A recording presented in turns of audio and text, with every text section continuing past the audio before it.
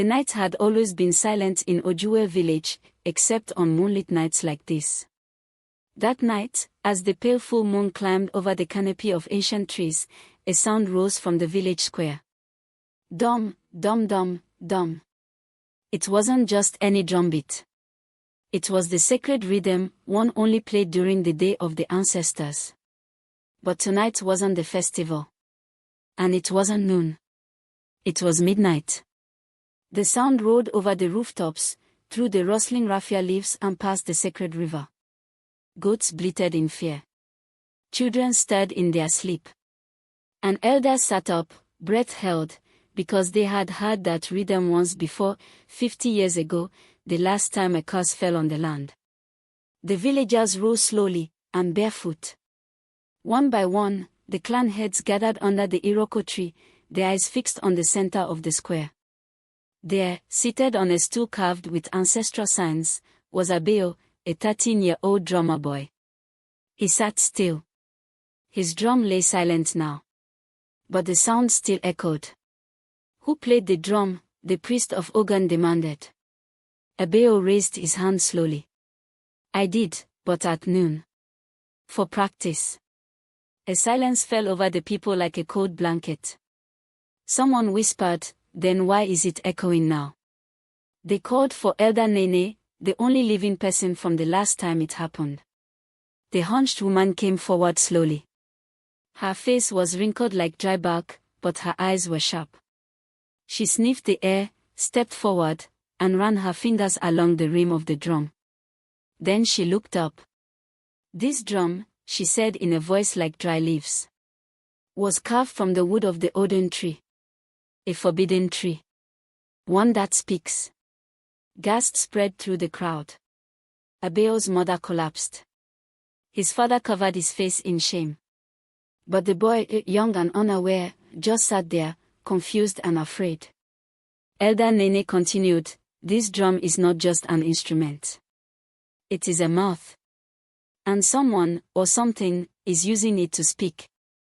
Suddenly, from the edge of the square, the village dogs began howling. Then the wind picked up. And the drum beat once more, this time on its own. Dum, dum dum, dum. The elders formed a circle around the drum. None dared touch it. Not even the priest of Ogun. Abeo stood back, heart pounding. He had carved that drum with his uncle 2 moons ago from a large, twisted tree that had fallen after a storm. His uncle said the wood was strong, loud, perfect for a drummer. They had shaped it together, drying it under the sun, stringing it with goat skin. It had sounded beautiful. But now it echoed without hands. Elder Nene stared at Abeo with eyes that pierced like thorns. Who told you to take wood from the Odin tree? She asked. I didn't know, the boy stammered. We found it near the old shrine by the river. A murmur rippled through the crowd. That shrine was abandoned after the river oracle had gone silent decades ago, when the clans refused to offer their children in the season of sacrifice. The drum sounded again. This time, the rhythm changed. Dum, dum, dum dum dum. Dum. And suddenly, the flames of the village torches blew out at once, as if a great wind had passed. Darkness. Then whispers. Not human whispers. Not even in a language anyone knew. The ground trembled slightly. Chickens clucked and scattered. Somewhere, a baby cried. When the torches flickered back to life, the drum was smoking. A thin wisp rose from its mouth, calling like a spirit rising. Abeo stared, frozen. And then, his hands moved. Not of his own will. He slapped the drum once. Twice. 3 times. His body began to sway. His eyes turned white. And then he spoke in a voice not his own. The debts of the fathers are calling. The sacrifices unpaid are remembered. The tree was my body. The drum is now my tongue. And the child shall be my echo. The villagers shrieked. Mothers grabbed their children. The clan chiefs dropped to their knees. Abeo collapsed. Silence. The priest of Ogun pulled Elder Nene aside. This is no curse. This is a return. She nodded. The spirit of Odin, the one they bound in wood, has found its voice. That night, the clans did not sleep. They gathered their offerings, yam, palm oil, fowls, and laid them at the square. But it was not enough. At the break of dawn, the sacred drum gave its final echo. One blood, one life, must walk the river path, or the soil shall hunger. The people turned to Abeo. He was still lying unconscious. But his hands were twitching. By morning, the village of Ojuel was wrapped in dread.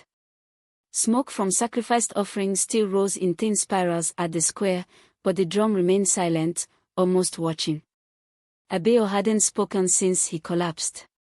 He lay on a mat in the healer's hut, breathing shallow, his palms blistered from the force of the spirit that had taken him. Elder Nene's voice broke the silence of the elders' meeting. The spirit has spoken. The blood it demands must walk the river path. The river path was no ordinary road. It wound down past the abandoned shrine, through the groves where even hunters no longer went, and ended at the sacred pool of Turu, a place forbidden to the living since the day the oracle fell silent. No one had walked that path in 50 years. Abeo's mother wailed.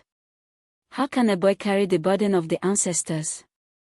But the priests were clear, only the drummer, who carved the drum, can end the echo. That night, under a crimson sunset, Abeo awoke. He sat up slowly, looked around, and said in a calm, unfamiliar voice, I must go before the next full moon. The elders wept quietly, then dressed him in white linen and tied a red cloth around his forehead. They placed a single cowrie in his left palm and a kola knot in his right, symbols of peace and passage. As he approached the river path, villagers lined the way with torches, not cheering but praying. He carried the drum on his back. The journey was slow. Trees whispered. Owls washed.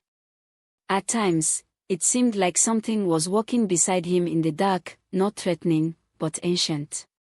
Near the old shrine, he heard it again. Dum, dum dum, dum. But this time, he wasn't afraid. He set the drum on the ground and spoke. I brought you home. A sudden wind blew. The shrine doors, broken for years, creaked open by themselves. Inside, the old river stones glowed faintly blue.